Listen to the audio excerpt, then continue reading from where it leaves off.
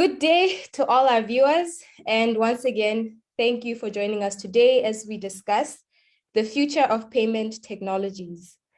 Our guest is Lerato Masupha, the Chief Executive Officer of Pay Lesotho, a fintech company founded right here in Lesotho.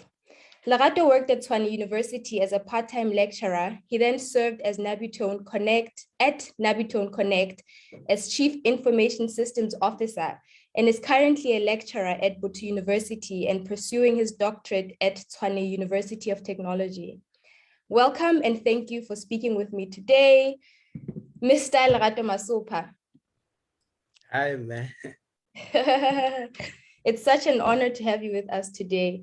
So getting right into our subject of the day with our first question, how did you come up with the idea to start Pay Lesotho, and what has been your biggest motivation in starting a fintech company in Lesotho? All right. First of all, thank you for having me.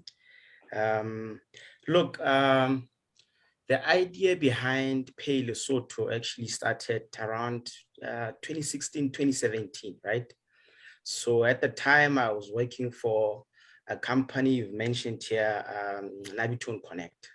So, as anybody who's from this country, when you leave the country and go elsewhere, you start seeing opportunities in your own country, right? You know how, I won't say slow we are, but we are not the fastest.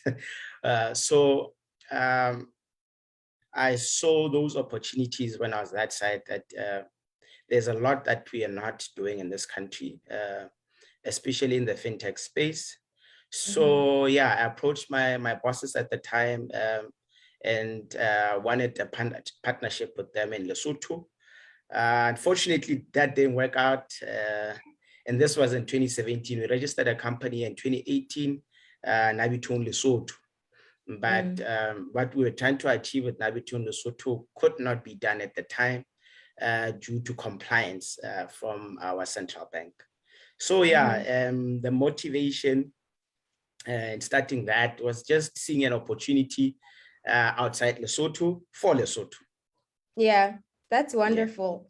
Yeah. And you mentioned how you started, the first, kind of partnership, it didn't work out. So my next question was, what are some of the challenges or some of the most significant challenges that you have encountered as a young person in the tech industry, starting their own company?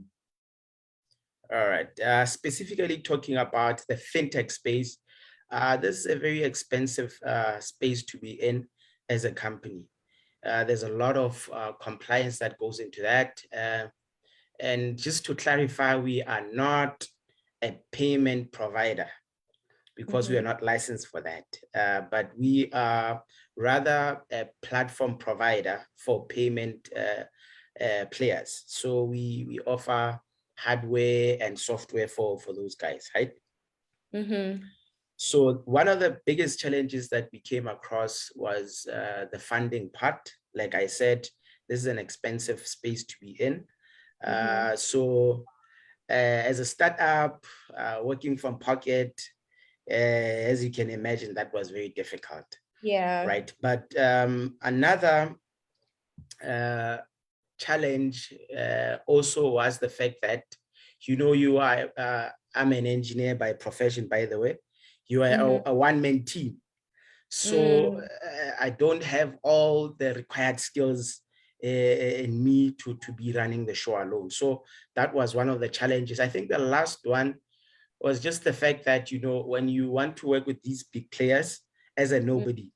So there's a lot of, people are always thinking, is this guy capable? Is this company? Who's and you're young also. Yeah. Yes, so who's Paylesso, So, yeah. But yeah, I think we're getting somewhere. It's been challenging, but we are overcoming these challenges. I think the last challenge that we are currently facing is just the turnaround time with these big companies, So our clients are the big guys, the big players in the payment space.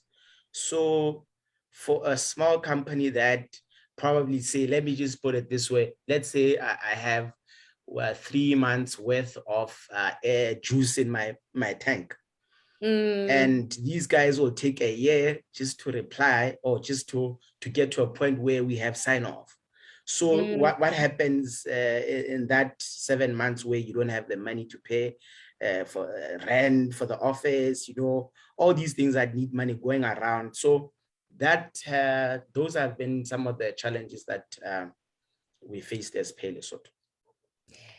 And that's really interesting because when we've spoken with other entrepreneurs, that's like such a consistent challenge that young entrepreneurs face with the bigger companies that they do business with.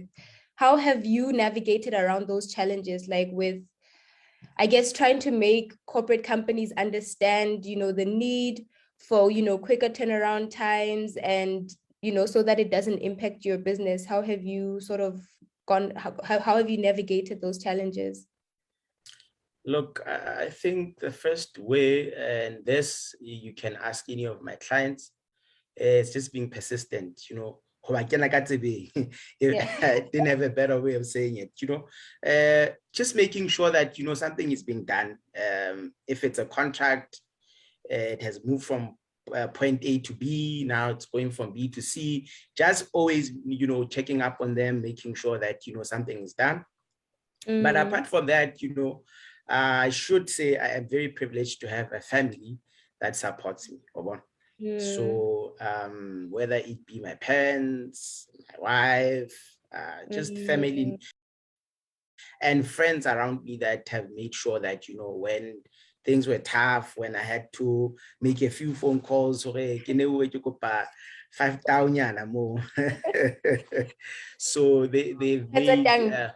yeah. So I think I have a very supportive structure that has played a huge role for me being here today.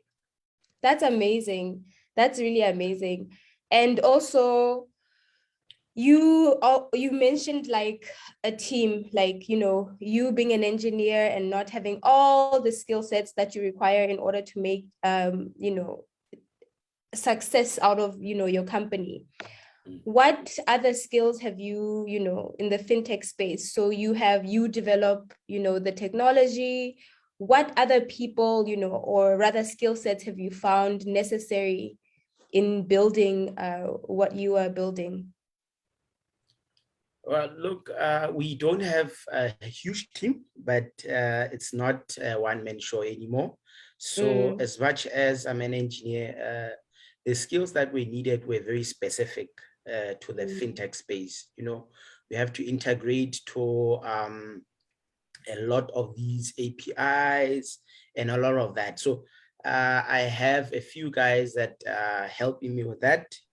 And, some of these things you just have to learn as you go, like management wise, it's just work in progress.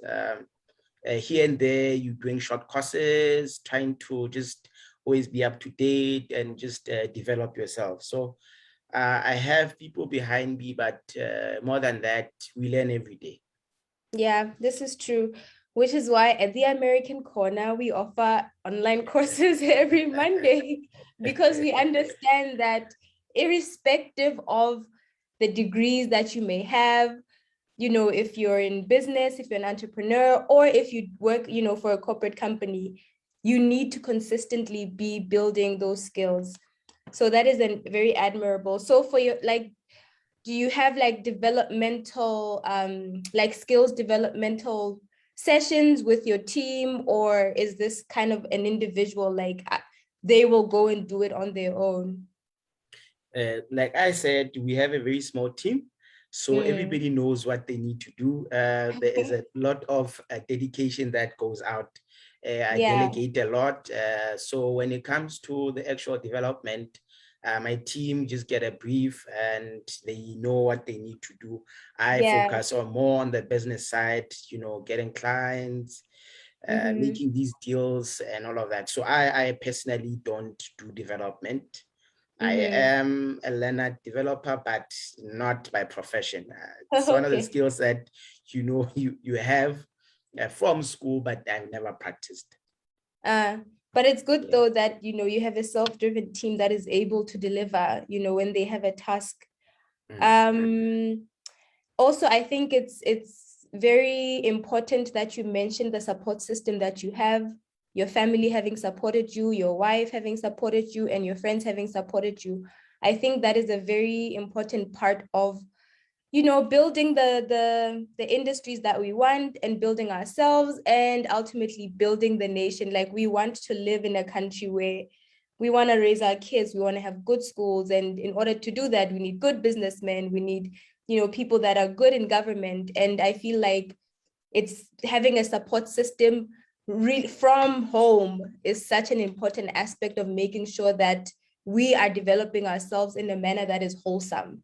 Because there's no point, having a CEO that is burning out because when they get home, the situation is not so good. Or if they go out socially, people aren't so supportive. So that is such a good thing that you're having. And I really wish that for a lot more entrepreneurs.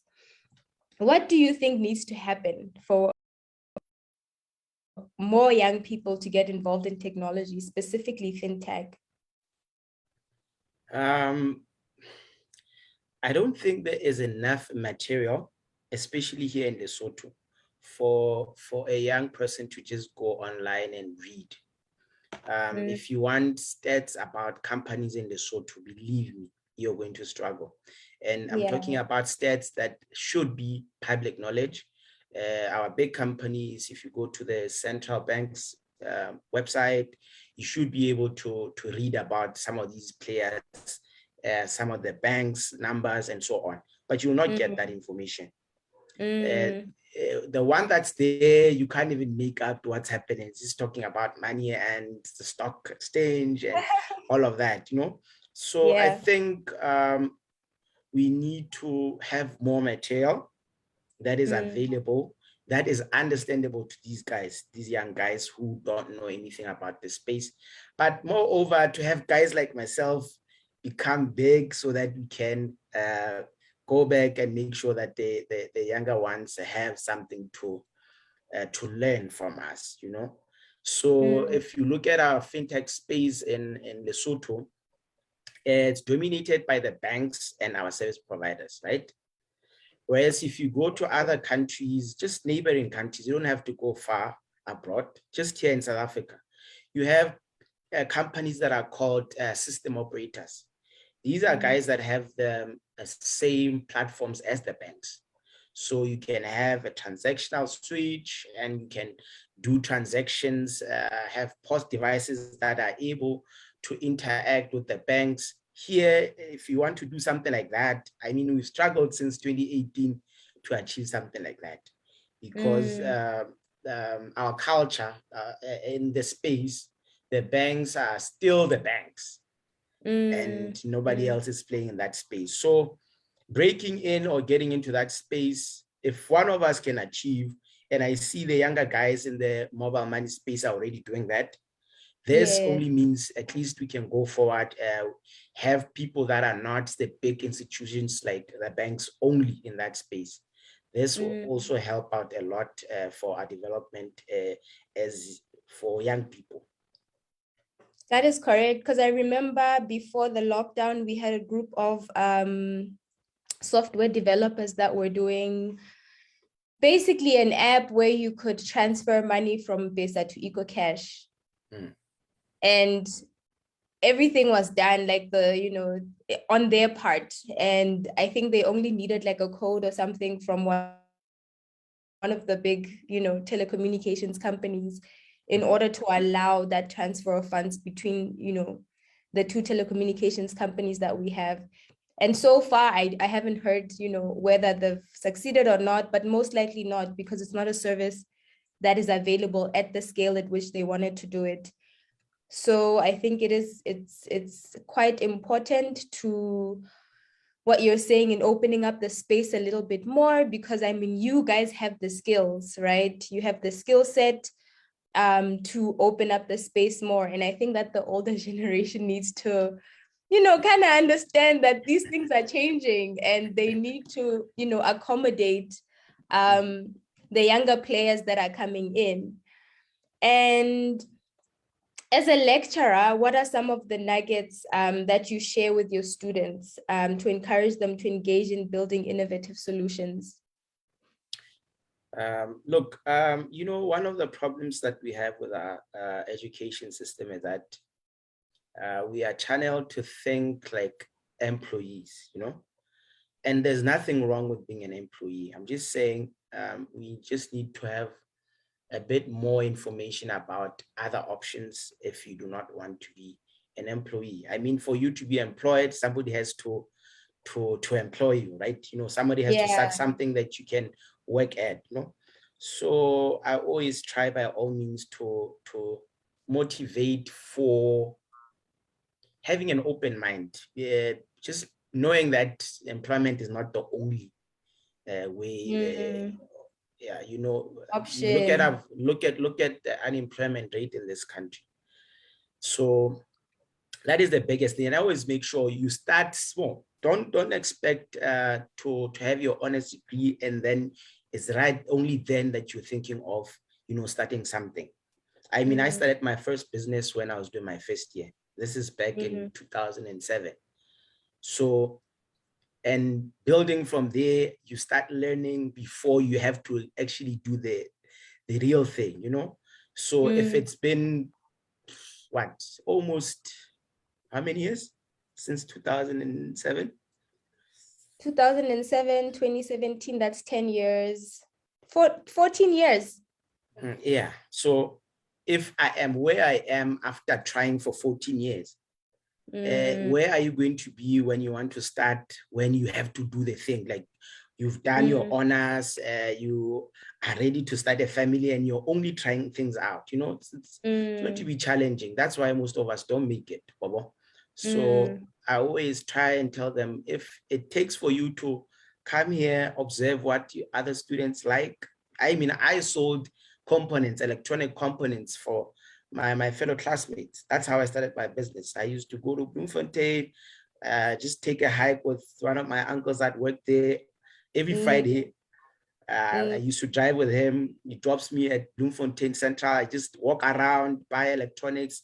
Monday I'm selling, for the engineers that I studied with. So I always try and tell them that start small. Do whatever you can. If it's bucket heads, these guys like cool things. If it's phone gadgets, whatever. Just learn the basics from doing something. And what are some of the biggest lessons you have learned I mean, if you've been doing it for 14 years, like what are some of the things that you continue taking with you in your entrepreneurial journey? Look, I don't think I'll get to a point where I am comfortable enough to say I know I can do it, Just take that one step, the smallest step. Once you take that step, you're going to unlock something, So it's a like I said, you continue learning every day, but the most difficult thing is to start. So whatever idea you have, if you think it can work, don't listen to people that says it can't. Just go there, try it, see for yourself. If it doesn't work, I mean, yeah, you don't lose anything. You can only learn that, So yeah, I continue to learn. All right. And then now we're going to go, I think we've touched a little bit on this, but I wanted to know, what do the private sector and the government need to do in order to see more young people like yourself coming up with innovative solutions, whether in technology or in other industries? What role is it that they can play?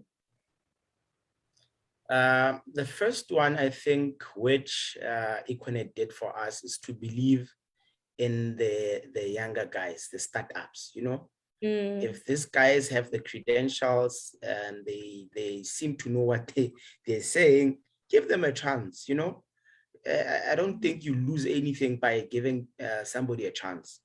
If they fail, at least it's on them, So we were given a chance. I think if more people in that space could, in the private sector, could give the smaller guys a chance. More Basotho companies, more young people a chance. This will motivate them, the guys that don't think they can make it, to see that it's possible. So in terms of the government, I think just making sure that funding is available for startups. I mean, we struggled. I went to, you name them, Bedco, My Bank, you name them, all these institutions, we went there and we were not given the funds. So I think, and just more than the funds, if you can't give startup money out just out like that, at least give them education, get people like the big guys to have more sessions that are sponsored for them to teach the youth that, okay, in this space, this is what we do. And if you want to participate, this is what you need to know. This is the skills that you need, and so on. I mean, if you ask somebody that went to the same varsity that I did, Polytechnic here in Lerato Polytechnic here, these guys, some of them are brilliant, get all these awards, but after they leave the institution, they don't know where else to go. They don't have a plan. They don't know what's possible, So I think education as well, not education in the class, but, education in terms of what's happening in the space out there in the field is very important. This is true. Wadi just joined us in our Zoom. Also, I wanted to remind our viewers that if you have any questions, we'll be opening up the space for questions in a little bit. Please drop them in the comments section if you want to know more about Pay Lesotho, more about the technology, more about Lerato Masupha's journey in his business. Please feel free to ask your questions in the comments section. So where do you see yourself in the next 5 to 10 years? Myself or Pay Lesotho? Okay, let's start with you as an individual. As an individual, I'd like to see myself, first of all, family-wise, I want a bigger family. Yeah. Just putting it out there. But career-wise, just, I'd like to see myself managing more than Pay Lesotho, because I do have other projects on the side that I do that, are small projects. So I'd like to see those projects become. And which are those? I'm into the meat business. I have a small farm, pig farm. So I also like to see that grow. Maybe we get land somewhere and, have a proper scaled farm. So yeah, so as a person, obviously, having more control over my time, because, if you're running a startup, anything is possible. If I'm needed right now, 8 o'clock, 9 o'clock, I have to drop what I'm doing and make sure that whatever needs to happen happens. So maybe just have a bit more control over my time. The kids are growing, just have more time for them, because really right now, you get here, you're tired, and you still have to work when you get home. Oh God, yes. Weekends, you're at the farm, running events. We also have a park in Tsarawane. I actually passed it the other day on my way to Madiba. Yeah, so right? It's on before you go to Madiba, you should stop by Tsarawane. It's just here. It's about 30 kilometers or so from Maseru. So it's a leisure park. You can go there, relax, have a good time. Yes. That's wonderful. How have you been able to diversify? Like, how have you been able to, I know you said time management is a big part of it, but how are you able to, be in the fintech space, be in farming, and be in, leisure and recreational, in that space?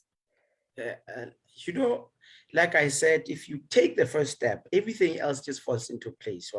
So as a person, I think out of interest, you don't have interest in just, technology.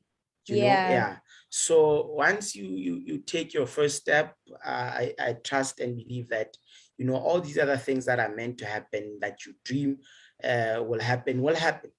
So I can't even tell you that, you know, this is what I did for the first business, this is what I did for the second one, and so on. It just happened. Once you start, and you, in your interest and passion will not let you not do those things, you know. So if you're passionate enough, you'll get time to see, you know. I never, when I sat in my engineering science class, I never thought I'd be running after pigs and, you know, feeding pigs and being smelling like pigs, you know. But when the time It's comes, business. when the And time it's good comes, it business. happens. Yeah. Yeah, yeah. Yeah. And, Because you know, I I think never a lot buy of pork, times, by the way. eh,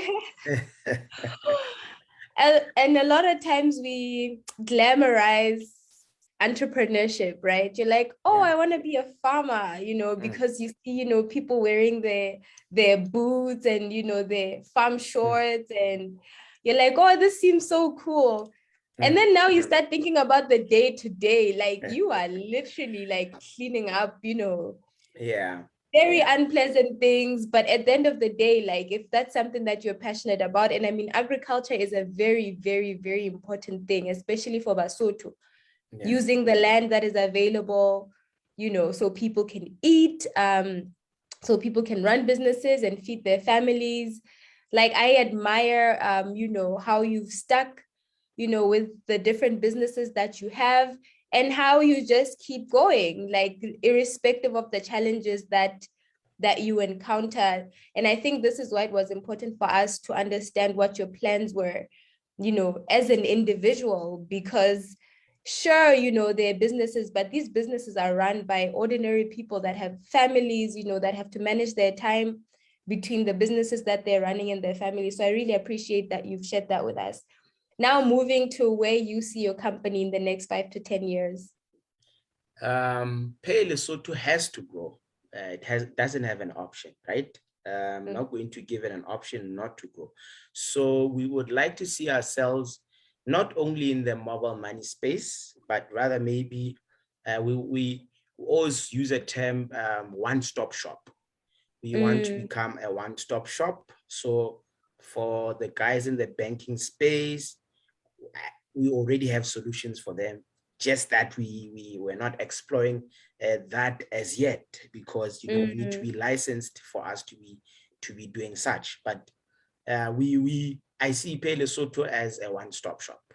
So whether it be mobile money, just the digital space, card payments, you know, the likes, we want to play in that space and be the best at it, like number one in the yes. country.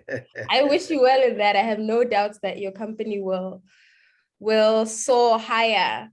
What else did I want to ask? I just wanted to check the comment section. So we've spoken a lot about, you know, your personal journey, and I just, because we still have quite a bit of time, I wanted us for you to walk us through your educational journey, right? So from high school, you know, when you decided, oh, okay, this is the route I'm going to take, because let's admit that at that time, you know, doing anything that had to do with computers, or, you know, we weren't quite sure, right? We were told that we need to go to school and be lawyers and doctors and accountants, and that's pretty much it, right? So can you walk us through your educational journey, and, you know, how you've been able to, I mean, you're doing your doctorate now, and for education for us is a big thing. Like we have the Fulbright scholarship for people that want to pursue their postgraduate studies. We have Education USA for people that want to pursue their undergraduate studies in the USA. So I think, you know, some of our viewers may be interested in knowing that part of your journey. From high school, I went, you know, as a young boy who's lived with their parents for almost their entire lives. I wanted to go as far away as possible. So from high school, I wanted to go to SA. I think it was one of the easiest places to go to. So I got a place at Valtech or VUT now. I did a bridging course there that didn't go so well for me. So I did that for about 3 months or so. So, you know, we get our results here January-ish, there, but as soon as we got our results, I went to VUT.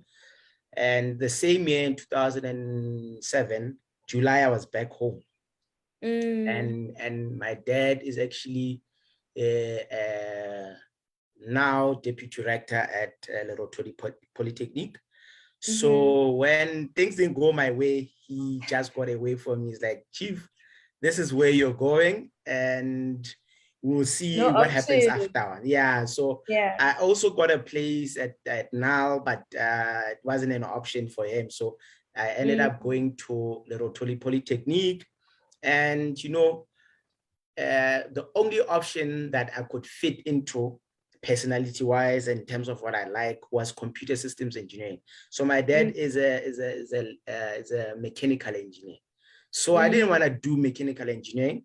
So I just looked for another engineering course. I was like, okay, I think I can do this one. Yeah. Yeah, and then I never looked back. I was there for 3 years. After 3 years, I had already had a business, a running business. I didn't have to depend too much, you know, on basic things. But once again, the academic in him came in. So he forced me again to once again go further. And, you know, sometimes I used to even think that, you know, I lost a lot of time with this studying and all of this, you know, I just needed basic education. I could be fine, you know. Hey, but you see the value now. I definitely see the value now because being in Pretoria for almost 9 years, I learned everything that I'm doing today, you know. So from Lerato Polytechnic, I went to TUT. I did my degree there, my first degree, and then from there I went on. Once I completed my first degree, he then forced me to do my master's. And then I got a job when I registered for my master's. So I've been with TUT up until last year, 2020, as a lecturer. So, you know, in the academic space, you have a bit of time to actually juggle a few things, you know. You have And holidays. research. Exactly. So I went on, and then last year when I left to come back here to explore the opportunities that I saw, I started my doctorate. Well done. Yeah. Well done. I mean, you're like, okay, I won't say your age here, but pursuing your doctorate at this age is like super, super, super impressive. Now, as a lecturer now, Botho, is there a difference, or have you spotted any difference in how we pursue, you know, education in the technology space in South Africa versus Lesotho? Because you have the benefit of having been, you know, a part-time lecturer in South Africa and then now a lecturer in Lesotho. Would you say that how different or how similar are the approaches? Look, with where I am now, the approach is totally different, you know. The way that education is actually given, it is at a different level. I used to think that I'm just going there just to be in Lesotho so that I can you know, explore other opportunities until I got there. So education in our country, I trust and believe we are in the right direction, right? In terms of content, in terms of the delivery, the institution, honestly, I've learned so much that, you know, in the past, I'm almost completing my second year with Botho. I've learned more in the 2 years than I learned more in the 9 years that I was that side. Wow. So in terms of academics, so definitely we are on the right path as a country. Of course, I've not been to the other institutions. For Koti, when I left, it was I can't comment on the others, but Yeah. where I am, definitely we are on the right path. That is so encouraging, because I guess one would assume because we're a smaller country, maybe less resource, that it would be the other way around. So that gives me a lot of hope, and I hope that it gives our viewers a lot of hope. Because I mean, at some point now had like the best law program in the whole of Africa, like in the 90s. So I think it's important for us as Basotho understanding who we're like, we're not below standard, right? We can compete regionally, we can compete globally, and we have seen it with some of the people that apply, for these opportunities, it be, Fulbright, or, for the undergraduate, or for the Mandela Washington Fellowship. Like, people come back and they do really, really amazing things.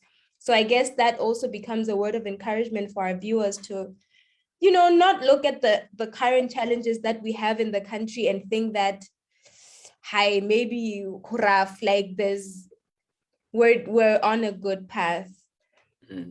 Let me just quickly refresh our Facebook page and see if we do not have any questions. Then I will just continue asking.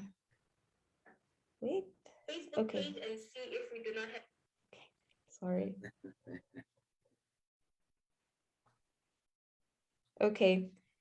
It does not seem like we have any currently, but we do have 20 minutes left.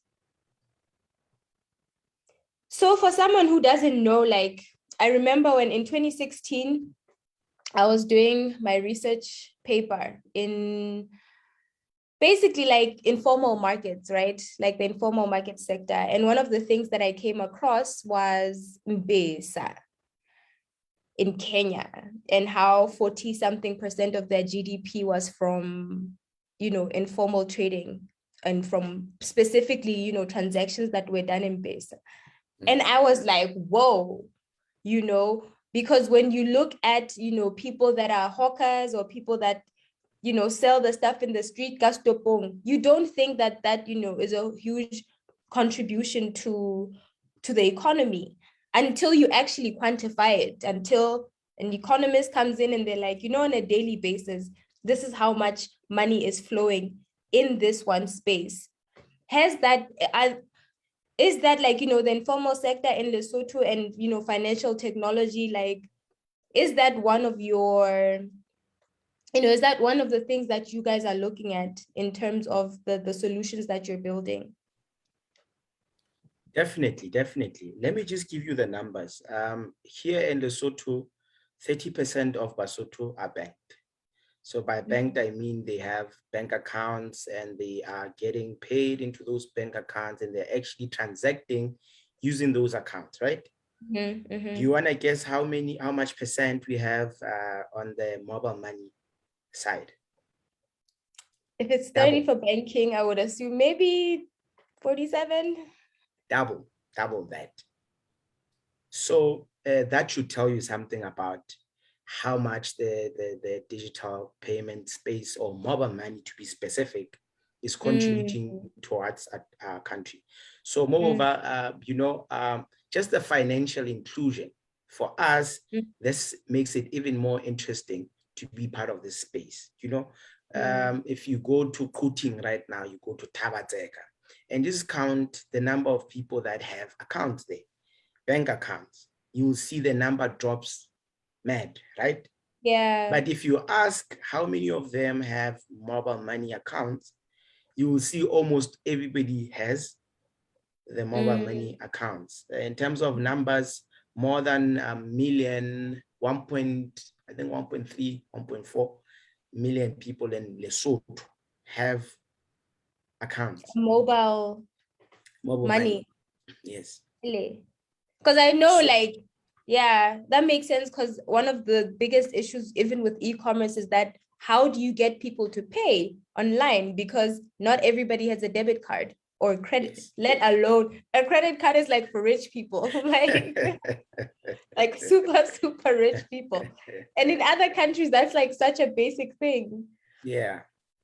So that should tell you. I think there's more that can be done, with compliance slightly being framed and having like a framework that, that currently central bank is using.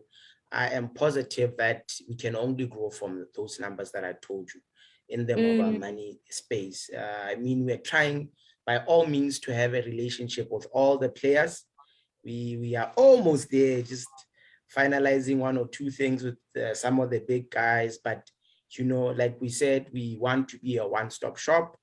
So we want to work with everyone Yeah. and make sure that we can serve our country, Yeah. all of us. Speaking of working with everyone, just a few weeks ago, or maybe a month or so ago, we were having a conversation with Tato Rammo from Lunchbox Lesotho.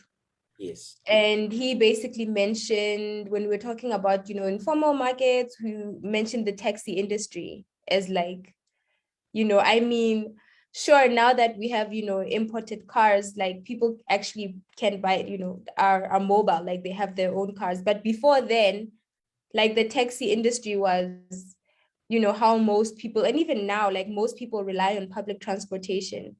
And we know in other countries, there's Uber, there's, Hana working Botaxify and, Yes, yes. all Catch a these other ride. No, companies. Yeah. as what there's one they use in China a lot. What's the name? Grab. Yeah. Lesotho more, like, have you guys thought about how, because every time we talk about, building innovative solutions, and this is something that I brought up with Tato, is that a lot of the times we focus on fintech, like, because the finance sector is huge, there's a lot of money in it, but there's so much more opportunity for, technological solutions in other industries. How has your company, Kapo, you guys are strictly, I mean, ke Pay Lesotho, so, but how have you kind of thought about merging your skill sets and what you guys can develop with other industries outside of the financial industry or finance? All right. Look, as Pay Lesotho, we are specific to the payment industry, right? So just to rephrase your question so that I can answer your question, what are we doing in the fintech space for places like the taxi industry? We actually have solutions, by the way, that you actually read in my mind. We have solutions that will come out very soon. We just finalizing paperwork and just compliance around it, but we do have solutions for the taxi industry, solutions that will involve mobile money, and I think I've said too much already, but Okay. we are going into all these other industries, but we are bringing solutions for payments, as Pay Lesotho. That makes sense. So we believe me, we are trying by all means. I mean, there's one other project that we were doing with the Moonlight, as we call them here. So yeah, let me leave it right there, because I think I'll say too much too early. But we have solutions that we are currently working on that will be for the other industries, such as the tech industry. I just wanted to see if Jane Tabang just joined us, if she wanted to ask a question. Likwadi is in our chat. If they have a question, we have about 15 minutes left. But while we wait, there's Muibonele Pesa Motwana, who's on Facebook, says, "Keep it up, big brother. Very informative session." And Makinewe Petlani, hey, Bizolaka, says, "Interesting session." Tepiso Lipota says, "Excited to see what's next, especially for the taxi industry." Please remember, in the 14 minutes that we have left, you have the opportunity to ask questions. Okay. Sorry, let me just go back to my... I almost said my phone pin on here. I just wanted to go back to our question set and then see what we could. So I'm a young person, right? I live in, in Tabatek or Botho, right? And I keep hearing people talk about technology, technology, technology, but I've never had a computer. I don't know, I've never used one, but this is something that I would be interested in doing. What would your advice be to me? Because there are a lot of, areas where, yeah, people have phones, but they don't have, the exposure that a lot of people in the capital city have. How do we, and they are an important part of this conversation, right? They're an important part of mobile money usage, an important part of, building innovative technological, solutions, whether it's, being able to, I don't know, buy something off of an online store using M-Pesa, kapo eco-cash. I know that some people have kind of figured it out, but like, what e-commerce is still like, we're still very far off in the technological space. So what would you say, even as a lecturer, to maybe those young people that are in Mogotlong, Tabatseka, kapo Korohole, ba ntse ba nana gona technology e keng e thata, e hloka makgowa, e hloka batho ba barui, e hloka, and who kind of see these barriers as, things that will hinder them from engaging in the space? Well, look, I don't think we were that bad. In Tabatseka and Mogotlong, I actually teach people from those areas here in Botho University. So I'd like to believe that, word is out there. They might not know exactly what is being done or how these things happen, but the curiosity has been planted in their minds that they want to find out more. So I think as much as I'm saying there is a bit of knowledge about these things, more can be done, right? So when we host things like open days for our universities, these are the kind of places that we need to start targeting, right? We need to go to our rural areas and go there and start talking about things they've never had before. And just make sure that there is a seed that is planted such that when a student finishes their high school, they want to know more, they want to know, how does this television thing work? They want to know how do you actually get to listen to somebody on radio, finding more, how does this money move from my phone to my brother? How does my brother who is in Maseru send us money? How does it actually move from where he is to where we are? Those small things are enough for them to have a seed. And that seed, once it's planted, believe me, it will grow. This is true. Because you see, even the queues at ShopRite where, people are sending money to their or receiving money from their relatives in South Africa, like the level of remittances that flow into the country from not just South Africa, but from Europe, from the States, like a large proportion of our GDP is from that. Yeah. And I feel like this conversation has to be inclusive. Like it has to involve people that are in the capital city, but even everyone else. I'm talking about okay, technology and this is how we can bring it home even more. So people don't have to line up. Line in the banka had 30 years after it from one street to another, and it's like we cannot be having those same issues in 2021 that we had in 1990, whatever. So thank you so much for having this conversation with me. And I know it was short notice, but I really appreciate that you were able to come in to speak with us today. Do you have any last words that you would like to share with the viewers? All right. Yeah. Yes. First of all, I'd like to thank you for considering me for, this opportunity. It's an opportunity for us, however much publicity we can get, we can use it, right? So it's an honor for us to be here, and maybe just to take an opportunity to thank the guys that, believed in us from scratch to where we are. I mean, we have guys like Econet that really, gave us a chance. And we have other players that we are trying to I'm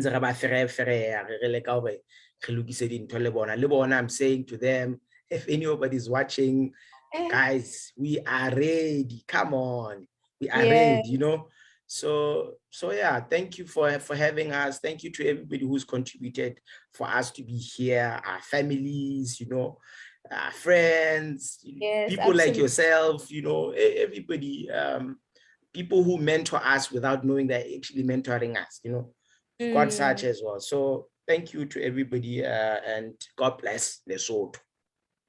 Thank you so much. And I also would personally like to thank the US Embassy for accommodating this conversation and for making sure that we continue to have these kind of spaces where we can invite young people who are trailblazers, who are literally setting the standard, a very, very high standard for the young people that are coming, behind us.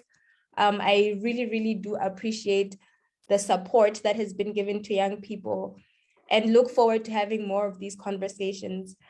And lastly, and most importantly, thank you to our viewers for tuning in. This conversation will be available on our American Corner Facebook page. If you'd like to revisit, some information, feel free to do so. So how do people reach you if they have any further questions or opportunities, or they want to learn more? How can they reach you? Well, I'll give out two modes of communication. The first one is our email address. You can email paylesotho@gmail.com, or you can also visit our page on Facebook. It's Pay Lesotho. I think you can just inbox us from there, or send us an email, and then from those platforms, if you need further communication, then you can ask from there, and then we can vet who we give our numbers to, and so on. So please, if you want to do business with Pay Lesotho, we are open for that. I have one more question, actually, that I should have asked. The contribution of women in the fintech space, how has that been? How have you, in the interactions and the engagements that you have you seen, a little bit of contribution from women? Do you think there's more space for women to be involved? How is that playing out currently? Look, from the time we started, we are working with women. Okay. So their contribution, honestly, is more than you think. Especially in these big companies, mobile money guys, and so on. We are seeing women. Women are there, and not just there to add the numbers, but they have, they have positions that are of power, if I may put it that way, So I think women are indeed playing a huge role with what we've worked with. I don't know when we expand what we'll see, but to where we are now, we are definitely working with women in power. And then in your team? Unfortunately, in our team, we only have one. Okay. But that is 1 out of 4. So it's not bad. It's not bad. Kwadi, did you have a question that you wanted to ask before we close our session for the day? I'm just thankful for the opportunity that we got as a company. I don't have a question, unfortunately. But answers them all. Thank you so much for joining us in the Zoom conversation. We really appreciate that you took the time to join us today. Thank you. Thank you. All right, once again, and lastly, thank you so much. I really appreciate this time that you have spent with us, and I wish you and your entire team great success in your journey. And remember, obviously, we want everyone who is a trailblazer to become part of the Mandela Washington Fellowship, Fulbright, opportunities that are offered through the US Embassy. So please check those out. And Khetabile Kato was saying the benefits of procuring a POS system for your businesses are better inventory management, simple invoicing, quick payments, better customer management, better customer orders, better customer experience, and better customer satisfaction and loyalty. So I guess Khetabile Kato just summarized, Yeah, so all of these guys that you see here, part of Pay Lesotho, and I'm thankful to all of them for always having our back and being part of the family. You guys seem to have a really great team. Thank you so much again, and to our viewers, we shall see you in our next virtual program. Goodbye. Bye-bye. Bye-bye.